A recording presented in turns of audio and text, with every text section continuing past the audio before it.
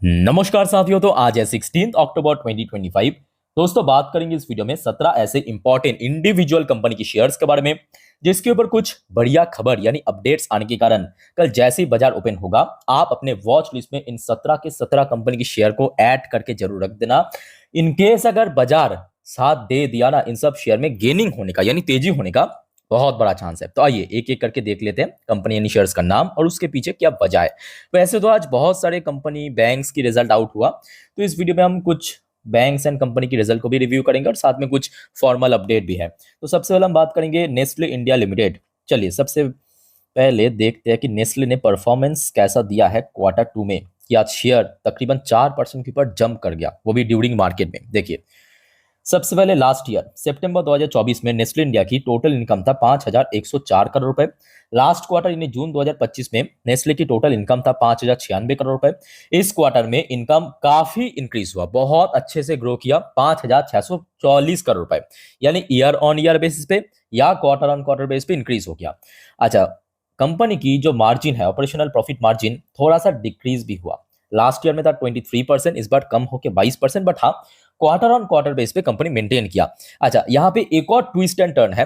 क्या है कि देखिए लास्ट ईयर पे ना मतलब सितंबर 2024 में कंपनी एक्सेप्शनल आइटम के थ्रू यानी अदर्स सोर्स के थ्रू 298 करोड़ की इनकम जनरेट किया था। इस बार आप देख सकते हो सिर्फ और सिर्फ 2 करोड़ की, जो कि पिछले क्वार्टर में सिर्फ 4 करोड़ की इनकम जनरेट कर पाया, मतलब एक्सेप्शनल आइटम के थ्रू। और जिस वजह से अगर आप देखेंगे कंपनी की नेट प्रॉफिट जो है लास्ट ईयर में जहां पे था 986 करोड़ रुपए, इस बार गिर गया 753 करोड़ रुपए पहुंच गए। बट क्वार्टरली बेस पे इंक्रीज हो गया, 659 करोड़ से बढ़ के 753 करोड़ पे पहुंच गए।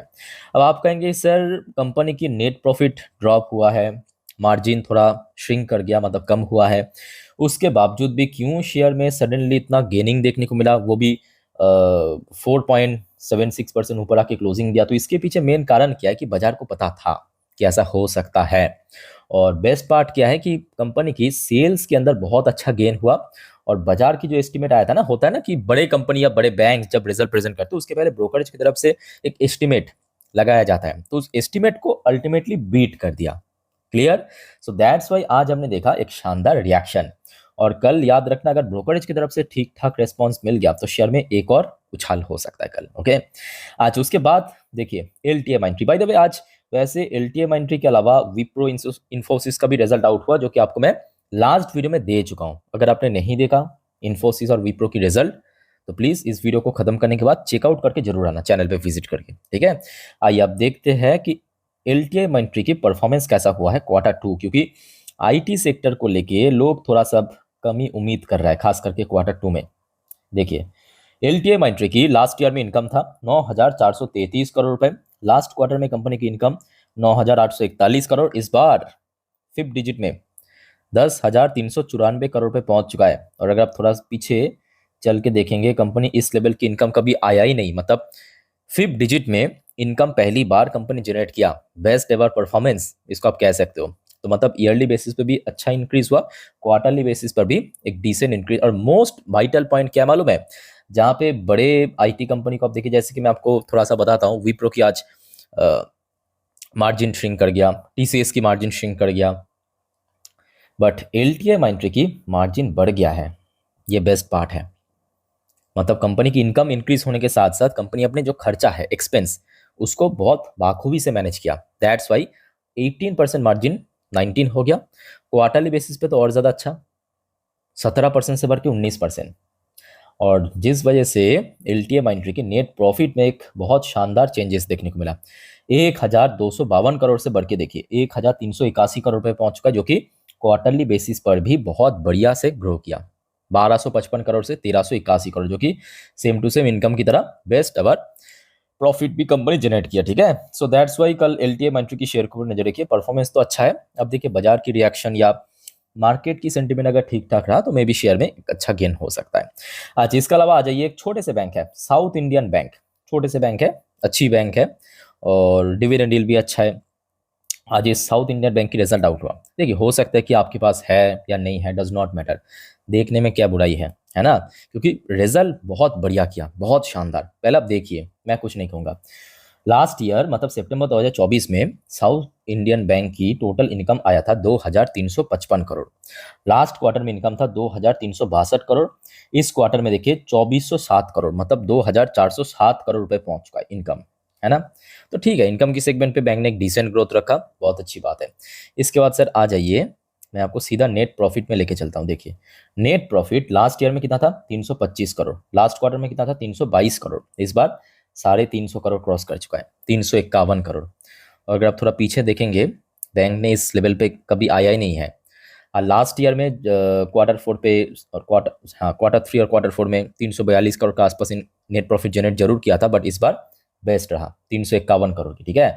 और सबसे बड़ी बात क्या है, देखिए कोई भी बैंक की एनपीए की परसेंटेज ग्रॉस हो या नेट हो, जितना कम रहेगा उतना ही बढ़िया। और कंपनी इस सेगमेंट पे तोड़ दिया लिटरली कह रहा हूँ। लास्ट ईयर में ग्रॉस एनपीए था 4.40%, लास्ट क्वार्टर में था धीरे धीरे धीरे करके कम हो रहा था, और इस बार देखिए 2.93%। क्वार्टरली बेसिस पे भी काफ़ी कम, ईयरली बेसिस पे और भी कम। अब नेट एनपीए को आप देखिए, लगभग एक तिहाई हो चुका है। लास्ट ईयर में था 1.31%, इस बार 0.56%। ह्यूमंगस चेंजेस हुआ है ना। तो परफॉर्मेंस वाइज तो मैं कहूँगा अच्छा रहा। और इस बार आपने देखा ऑलरेडी बैंक ऑफ महाराष्ट्र जो कि एक सरकारी बैंक है, उसकी भी परफॉर्मेंस काफ़ी शानदार रहा था, और नेक्स्ट डे शेयर में बहुत अच्छा रिएक्शन देखने को मिला। सो कल इसके ऊपर भी नजर रखना, ठीक है। उसके बाद सर आ जाइए जेएसडब्ल्यू इंफ्रास्ट्रक्चर। जेएसडब्ल्यू इंफ्रास्ट्रक्चर की रिजल्ट आज आउट हुआ है, और ये मोस्टली रिजल्ट आपको मैं दिखा रहा हूँ बाजार क्लोज होने के बाद ही आउट हुआ है, एक आध को छोड़ के। अच्छा, तो आप देखिए जेएसडब्ल्यू इंफ्रा ने कैसा परफॉर्म किया। लास्ट ईयर में इनकम था 1001 करोड़, ठीक है। लास्ट क्वार्टर में था 1224 करोड़, और इस क्वार्टर में 1266 करोड़ हो चुका है। तो मतलब इनकम की सेगमेंट पे कंपनी तकरीबन 26% के आसपास ग्रोथ हमें देखने को मिला ईयरली बेसिस पर, बट क्वार्टरली बेसिस पे कंपनी एक मिनिमम या तो एक म्यूटेड ग्रोथ जिसको आप कह सकते हो रखा है। बट कंपनी एक जगह पे थोड़ा सा मैं कहूंगा गड़बड़ किया है, 52% मार्जिन से ड्रॉप होके 48%, और क्वार्टरली बेस पे ठीक है 1% बढ़ गया है। अच्छा, उसके बाद आइए सर नीचे की तरफ देखिए, प्रॉफिट की सेगमेंट पे ये देखिए कंपनी की प्रॉफिट जो है ना, इस बार देखिए 374 करोड़ से थोड़ा सा कम, थोड़ा मैं कहूँगा, देखिए बहुत ज़्यादा तो ड्रॉप नहीं हुआ, बट थोड़ा सा ड्रॉप हुआ है, 369 करोड़ पे पहुंच चुका है, जो कि क्वार्टरली बेसिस पर भी ड्रॉप हुआ है। तो देखिए देखना पड़ेगा कि कल ब्रोकरेज की तरफ से कैसा रिएक्शन मिलता है। वैसे देखिए कंपनी खराब नहीं है, जेएसडब्ल्यू इंफ्रा की अगर हम बात करें, बहुत पुराना लिस्टेड भी नहीं है। 2023 में जब लिस्ट हुआ था तब से लेके शुरू में तो बहुत अच्छा रिटर्न यहाँ पे दिया ही था, बट पिछले लगभग 1-1.5 साल से शेयर थोड़ा स्ट्रगल कर रहा है। ये भी एक बहुत बड़ी फैक्ट है, ठीक है। सो लेट्स सी कल क्या होता है, इसके ऊपर भी नजर रखना। अच्छा, उसके बाद चलिए नेक्स्ट टॉपिक पे। बट सबसे पहले आप सभी को रिक्वेस्ट करूंगा, अगर आपको वीडियो भी तक अच्छा लगा, इन्फॉर्मेटिव लगा, प्लीज वीडियो को लाइक करना, और प्लीज चैनल को सब्सक्राइब भी करके रखना, ऐसे इन्फॉर्मेटिव वीडियो हर रोज हर वक्त पाने के लिए। और याद रखना मेरे प्यारे साथियों, आज रात की जो 10:30 वाली वीडियो आएगा, जिस पर हम नेक्स्ट डे मार्केट प्रोडिक्शन, पूरे दिन शेयर बाजार की अपडेट को डिटेल में कवर करते हैं, उस पार्ट को तो मिस मत करना, जो कि कल बाजार के लिए बहुत वाइटल है। तो काइंडली रिक्वेस्ट करूंगा आप सभी को, प्लीज चैनल को सब्सक्राइब करके रख दीजिए अभी। अच्छा, BLS international service limited, recently हमने देखा सरकार की तरफ से कुछ डिसीजन लिया गया था, और यही एक वजह था कि share ultimately next day crash हो गया था। मतलब अगर आप देखेंगे शेयर लास्ट 2-3 दिन के अंदर लगभग 19 से 20% क्रैश हो गया था, ठीक है। उस टाइम पे आपको मैं इन्फॉर्म भी किया था। बट आज की डेट में एक और शॉकिंग बात क्या है, ये देखिए, बीएलएस इंटरनेशनल विन एमईए, मतलब ministry of external affair contract for Indian visa application centre in China day after a ban. जब बैन कर दिया तो उसके बाद भारत सरकार की तरफ से, मतलब जो मिनिस्ट्री ऑफ एक्सटर्नल अफेयर, जो कि भारत सरकार की एक डिपार्टमेंट है, वहां से मिला है ये कॉन्ट्रैक्ट। और दैट्स वाई आज जितना भी गिरावट हुआ था ऑलमोस्ट रिकवर कर चुका है 14% तेजी के साथ। और आशा रखता हूं कि अगर सब कुछ सही रहा, कल भी आपको एक अच्छा रिएक्शन शेयर में दिखाई दे सकता है, ठीक है। तो कल इसको वीडियो में नजर रखिए। अच्छा, केपीआईटी के ऊपर एक शानदार अपडेट है, अभी अभी आया है अपडेट। पहले आप देखिए अपडेट क्या है, यह है news. KPIT acquires majority stake in N Dream. तो केपीआईटी ने खरीदा है मेजॉरिटी स्टेक किसके अंदर, एन ड्रीम नाम की एक कंपनी है, to accelerate next gen in car digital experience, ठीक है। तो पर्पस है ये। सो लेट्स सी क्या होता है कल। बिजनेस एक्सपेंशन ऑब्वियसली कंपनी की जो वैल्यू है उसको इन्हांस करेगा, कंपनी की जो बैलेंस शीट है उसको ग्रो करने में मदद करेगा।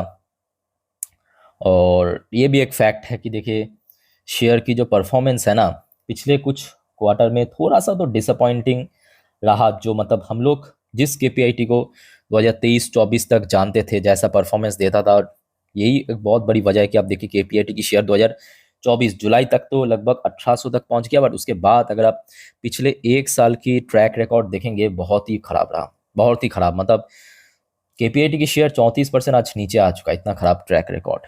अब देखिए ठीक है, गिरावट तेजी पार्ट ऑफ मार्केट है, डोंट वरी, कंपनी अगर ठीक ठाक काम किया फ्यूचर में डेफिनेटली रिकवर कर जाएगा। अच्छा, लास्ट डे हमने देखा था एचडीबी फाइनेंशियल सर्विस की रिजल्ट। ठीक है, रिजल्ट तो थोड़ा सा मैं कहूँगा वीक ही था, और दैट्स वाई आज शेयर थोड़ा सा नीचे ओपन हुआ, नीचे क्लोजिंग था, कोई बहुत बड़ा गिरावट नहीं था, बट थोड़ा बहुत वीक था। ठीक है, इतना अच्छा मार्केट रहने के बावजूद भी। सो आज आया है कंपनी को ऊपर कवरेज, मतलब एमकाई ग्लोबल फाइनेंशियल की तरफ से बाई करने की रेटिंग विथ 850 टारगेट। अब देखिए टारगेट मैं कहूँगा बहुत ऊपर नहीं है, अब ऊपर है, बहुत ऊपर नहीं है बट ऊपर है, थोड़ा ऊपर है। सो कल थोड़ा सा रिएक्शन आपको दिखाई दे सकता है। क्लियर। आज उसके बाद साथियों, जैसे कि आपको पता होगा कि अभी दिवाली देखते देखते ऑलरेडी आ चुका है। आज है आपके 16 तारीख, सोमवार आई थिंक की दिवाली है, और यहाँ पे बहुत सारे एक्सपर्ट ब्रोकरेज की तरफ से कुछ शेयर को सजेशन दिया है। अब देखिए, जो हमेशा आपको मैं कहता हूँ कि देखिए कोई भी ब्रोकरेज कुछ भी कह दे, आंख बंद करके कभी डिसीजन मत लेना, डिसीजन हमेशा आपका होना चाहिए, बट हाँ इन्फॉर्मेशन लेने में क्या बुराई है। ठीक है, इन्फॉर्मेशन ले लीजिए कि कौन से एक्सपर्ट या कौन शेयर को पिक किया। तो आप देख सकते हो सबसे पहला शेयर का नाम है आनंद राज। आनंद राज के अंदर एक साल की ड्यूरेशन पे 800 रुपए की टारगेट आया। ओके, आज उसके बाद देखिए वोल्टा एमपी ट्रांसफॉर्मर, इसके अंदर भी 9,000 रुपए की टारगेट एक साल की ड्यूरेशन, मतलब नेक्स्ट एक साल के लिए यहाँ पे टारगेट दिया है। श्रीराम फाइनेंस बड़े एनबीएफसी है, 3,000 की टारगेट एक साल के लिए। अच्छा, सीडीएसएल के अंदर 1850 की टारगेट एक साल के लिए। इंडियन होटल टाटा ग्रुप की कंपनी, अच्छी कंपनी है, 900 की टारगेट एक साल के लिए। एफडीसी 600 की टारगेट, बस आप इंफॉर्मेशन ले लीजिए। ठीक है, एक साल की टारगेट 600 की। Mahindra and Mahindra auto company, बड़े कंपनी है, 3,900 की टारगेट एक साल। आई थिंक ये और भी अच्छा चल सकता है। अच्छा, बॉम्बे बर्मा ट्रेडिंग कॉरपोरेशन, इसके अंदर भी 3,207 की टारगेट एक साल की ड्यूरेशन पे। OFSS, इस पर भी 10,786 की टारगेट, थोड़ा एक्सपेंसिव शेयर है ऑफ कोर्स, एक साल की ड्यूरेशन पे। और हिंदुस्तान जिंक के अंदर 550 की target with 1 year of duration. ठीक है, तो यहाँ पे कुछ एक्सपर्ट के द्वारा इन सब शेयर को दिवाली पर्पस सजेशन किया है।